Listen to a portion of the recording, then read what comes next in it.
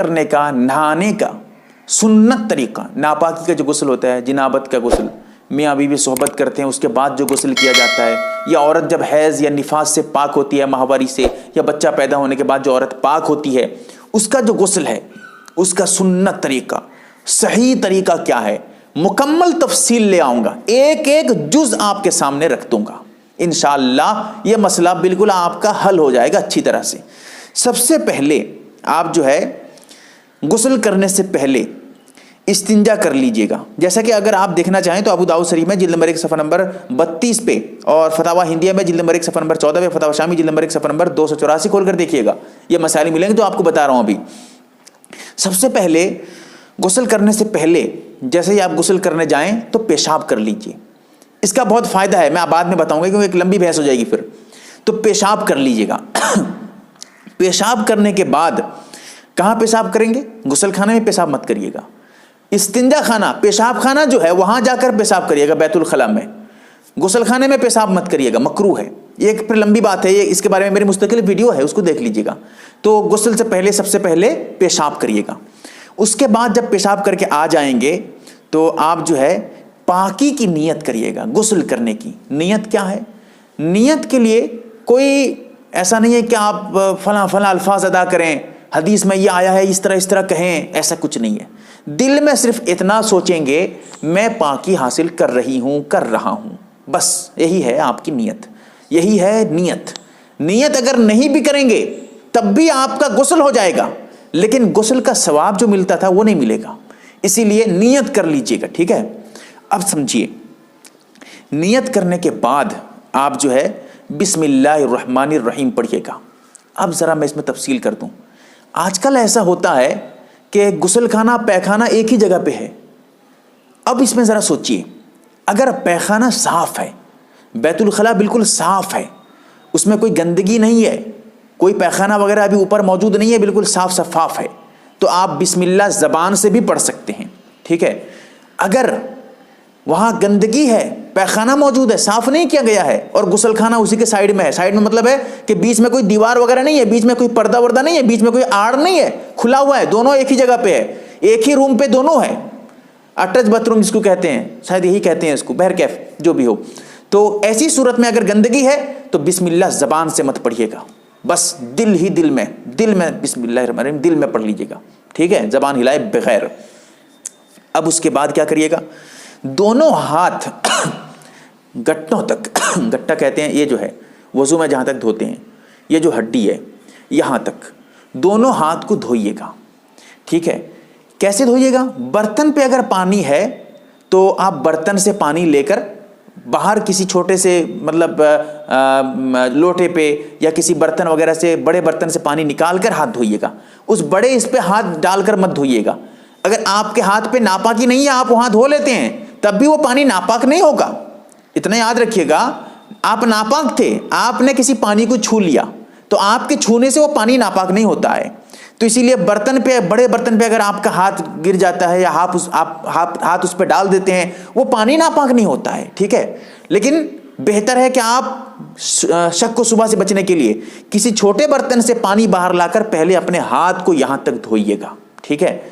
کیونکہ یہاں پر ہو سکتا ہے ہاتھ کہاں کیا ہے، نجاست لگی ہو، کیا ہوئی ہو، اس لیے اس کو پہلے دھو لیجیے گا۔ اب اس کے بعد اپنے شرمگاہ کو دھوئیے گا، اگلا شرمگاہ، پچھلا شرمگاہ اچھی طرح سے دھوئیے گا، ٹھیک ہے؟ چاہے اس پہ ناپاکی لگی ہو نہ لگی ہو، لگی ہے تو پھر دھونا تو ضروری ہے، اگر نہ لگی ہو تب بھی دھو لیجیے گا، ٹھیک ہے؟ مسئلہ ایک ایک کر کے حل کروں گا انشاءاللہ۔ اس کے بعد مکمل وضو کریے گا۔ وضو میں اگر دعا کی بات آ جائے گی تو پھر دعا وہی کر سکتے ہیں، اگر ناپاکی وہاں گندگی موجود ہے سائڈ میں تو آپ دعا مت پڑھیے گا، اور اگر گندگی نہیں ہے، صاف ہے، یا پھر صرف اور صرف غسل خانہ ہے جہاں غسل کر رہے ہیں، کوئی وہاں سائڈ میں پیخانہ وغیرہ نہیں ہے بغیر پردے کے، تو ایسی صورت میں آپ دعا بھی، وضو کی دعا جو ہے وہ بھی پڑھ سکتے ہیں۔ غسل کے لیے الگ سے کوئی دعا نہیں ہے، غسل کے لیے فلاں فلاں دعا، یا غسل سے پہلے پانی کو کچھ پڑھ کے دم کر کے پانی پہ ڈالنا، یا کلمہ پڑھنا، یہ سب کچھ نہیں ہے، سب غلط باتیں ہیں بھائی۔ غسل کے لیے کوئی الگ سے دعا نہیں ہے، غسل سے کچھ پہلے پڑھنے کی کوئی دعا ہو ایسی کچھ نہیں ہے، غسل کا جو پانی ہے اس میں پڑھ کر کوئی دم کرنا، کلمہ وغیرہ پڑھنا سب غلط ہے، کچھ نہیں ہے بھائی، ٹھیک ہے؟ تو اب جو ہے آپ مکمل وضو کریے گا۔ وضو کرنے میں کلی بالکل اچھی طرح سے کریے گا، بہت اچھی طرح سے پابندی کے ساتھ کلی کریے گا. اور اس کے بعد ناک میں پانی جو ڈالیے گا وہ بھی اچھی طرح سے، تاکہ نرم ہڈی تک پہنچ جائے. کلی میں اگر ہو سکے تو گرگرا، جو پانی لے کر گرگرا کرتے ہیں، غرارہ بھی کہا جاتا ہے اس کو، یہ بھی کریے گا. ٹھیک ہے، یہ ضروری نہیں لیکن کر لینا چاہیے. تو یہ دونوں جو ہے میں آگے بتاؤں گا کیا فائدہ ہے اس کا. رہا وضو مکمل کریے گا، پیر دھونے کی بات ہے، اس میں ذرا تفصیل ہے. وہ کیا ہے؟ اگر جہاں آپ غسل کر رہے ہیں وہاں پانی جمع ہو رہا ہے تو اب پیر دھونے کی ضرورت نہیں ہے، پیر بعد میں دھوئیے گا. مکمل غسل کرنے کے بعد جب باہر نکلیں گے تو پیر دھو کر نکلیں گے. اور اگر پانی جمع نہیں ہو رہا ہے، آج کل ہوتا بھی یہی ہے کہ نالی بنی رہتی ہے، پانی چلا جاتا ہے، جمتا نہیں ہے، تو اس وقت پیر بھی دھو لیجیے، کوئی بات نہیں ہے. مکمل وضو میں پیر بھی دھو لیجیے گا. اور کب دھوئے گا نہیں دھوئے گا میں بتا چکا ہوں آپ کو. ٹھیک ہے، تو اب جو ہے اس کے بعد آپ پھر داہنے کندھے پہ 3 مرتبہ پانی لے کر کسی برتن وغیرہ سے آپ ڈالیے گا. ٹھیک ہے، پھر اس کے بعد بائیں کندھے پہ 3 مرتبہ پانی ڈالیے گا، پھر سر پہ 3 مرتبہ پانی ڈالیے گا. اس میں دوسرا طریقہ یہ بھی ہے، جو پانی ڈالیے گا سب سے پہلے سر پہ، پھر داہنے کندھے پہ، پھر بائیں کندھے پہ. یہ بھی کر سکتے ہیں، چاہے آپ یہاں سے شروع کریں، پھر یہاں، پھر سر، داہنے کندھا بائیں کندھا پھر سر، یہ بھی صحیح ہے. اور دوسرا پہلے سر پھر دائنا پھر بایاں، یہ بھی بالکل صحیح ہے. دونوں میں سے کسی پہ بھی آپ عمل کر سکتے ہیں. پھر اس کے بعد جسم کو اچھی طرح سے رگڑیے گا، صابن وغیرہ ہو تو لگا کر اچھی طرح سے صاف کریے گا. ایک ایک جگہ کو اب جسم کا رگڑیے گا، پانی پہنچائیے گا ہر ایک جگہ کو. پھر اس کے بعد جسم کو اچھی طرح سے پانی وغیرہ ڈال کر صاف کر لیجیے گا. تو اب سوچئے ذرا، ایک چیز یہاں پر اور آپ کو بتانا چاہتا ہوں جو نہایت اہم ہے. جو مطلب غسل خانے پہ پانی کا انتظام ایک رہتا ہے کہ اوپر شاید کہ ساور یا کیا کہتے ہیں اس کو پتہ نہیں، تو وہ جو ہے اوپر سے یہاں جو ہے موڑ دیتے ہیں، اوپر سے پانی گرنا شروع ہو جاتا ہے، کھڑے ہو کے اس پہ غسل کرتے ہیں. اس طرح بھی غسل کر سکتے ہیں، یہ بھی جائز ہے. اس میں اس طرح غسل کرنا کوئی حرام، کوئی گناہ نہیں ہے. ٹھیک ہے، لیکن اتنا یاد رہے غسل میں کم سے کم مطلب حد سے زیادہ پانی برباد کرنے کی کوشش مت کریے. جتنا پانی ضرورت ہے اتنا لیجئے، پھر اس کو بند کر دیجئے. ایسے ہی جسم پہ پانی جتنا ضرورت ہے اتنا ڈالیے. حد سے زیادہ پانی ڈال رہے ہیں 50 بالٹی پہ پانی نہا رہے ہیں، غسل کر رہے ہیں، یہ غلط طریقہ ہے. پانی برباد مت کریے گا ورنہ سخت گناہ ہوگا آپ کو. اور اس کے ساتھ ساتھ غسل کرتے وقت جو ہے قبلے کی طرف رخ مت کریے، قبلے کی طرف سامنا کر کے مت نہائیے، قبلے کی طرف پیچھا کر کے مت نہائیے. اس طرح نہائیں گے تو گناہ نہیں ملے گا. لیکن ہاں اگر آپ مکمل کپڑے اتار چکے ہیں پھر قبلے کی طرف رخ کر کے نہا رہے ہیں، قبلے کی طرف پیچھا کر کے نہا رہے ہیں، تو اب یہ آپ کے لیے مکروہ ہوگا، ایسا مت کریے گا. اس کے ساتھ ساتھ قبلے کی طرف ہر حالت میں جو ہے پیچھا یا سامنا نہ کریں. ٹھیک ہے، اور اس کے ساتھ ساتھ ایک چیز اور یہاں پر بھی یاد رکھیں کہ تنہائی میں غسل کریں. ایسی جگہ غسل کریں جہاں پر کوئی اور نہ ہو.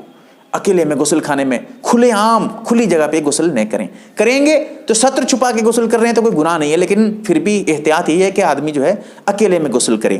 اس کے ساتھ یہ بھی یاد رکھیے گا کہ غسل کے جو فرائض ہیں ان کا ادا کرنا ضروری ہے. غسل کے فرائض کیا کیا ہیں؟ غسل کے فرائض ہیں 3. ایک ہے کلی کرنا، اسی لیے میں نے کہا تھا وضو میں اچھی طرح کلی کر لیجیے گا. اگر کلی آپ نہیں کریں گے آپ کو غسل نہیں ہوگا. تو جب کلی کرنا بھول جائیں گے تو بعد میں آ جائے تو پھر دوبارہ کلی کر لیجیے. غسل مکمل کرنے کی ضرورت نہیں، صرف کلی کر لیں گے آپ کا غسل ہو جائے گا. تو اسی طرح ناک میں پانی ڈالنا اچھی طرح سے نرم ہڈی تک. ناک کے اندر کوئی گندگی ہو تو اس کو بھی صاف کر لیجیے، پھر پانی ڈالیے اچھی طرح سے. تو یہ 2 فرض ہیں، ایک ہے کلی، ایک ہے ناک میں پانی ڈالنا. تیسرا فرض پورے جسم پہ پانی بہانا، اور اس طرح بہانا کہ ایک بال برابر بھی کوئی خالی جگہ نہ رہے. جو ہے پیٹ پہ، پیٹھ پہ اور سرین پہ، سر پہ، اس کے علاوہ جو ہے مطلب جسم کے ہر ایک حصے پہ، انگلیوں کے اندر، پیر کی انگلیوں کے اندر، سب میں پانی اچھی طرح پہنچنا چاہیے. ایک ذرہ بھی کہیں سوکھا رہ جائے گا تو آپ کا غسل نہیں ہوگا، یہ یاد رکھیے گا. اس کے ساتھ ایک اور چیز ہے، کوشش یہ کریے مکمل کپڑا نہ اتاریں. کم سے کم جتنا ہو سکتا ہے آپ کے لیے. ایسا نہیں ہے کہ آپ پورا سب کپڑا پہن کے غسل کر رہے ہیں، یہ بھی نہیں میں کہہ رہا ہوں. میں یہ کہہ رہا ہوں مکمل ننگے مت ہوئیے، مکمل کپڑا مت اتاریے. ٹھیک ہے، اکیلے میں ہے تو ایک الگ مسئلہ ہے، میری مستقل ویڈیو ہے، سرچ کر کے دیکھ لیجئے ننگا غسل کرنا کیسا ہے. وہ ویڈیو میری ہی ہے، اس کو دیکھ سکتے ہیں آپ. تو یہ بہتر کیا ہے، کم سے کم ستر چھپا کر نہائیں. ٹھیک ہے، کم سے کم اپنے جسم سے کوئی نہ کوئی کپڑا پہن کر نہایا کریں. اکیلے میں اگر ہیں تب بھی اللہ سے دعا کریں، اللہ تعالیٰ صحیح سمجھ عطا فرمائے. میں نے مکمل تفصیل سے بتایا ہے. ہو سکتا ہے کہ ایسی ویڈیو پورے یوٹیوب پہ آپ کو نہ ملے.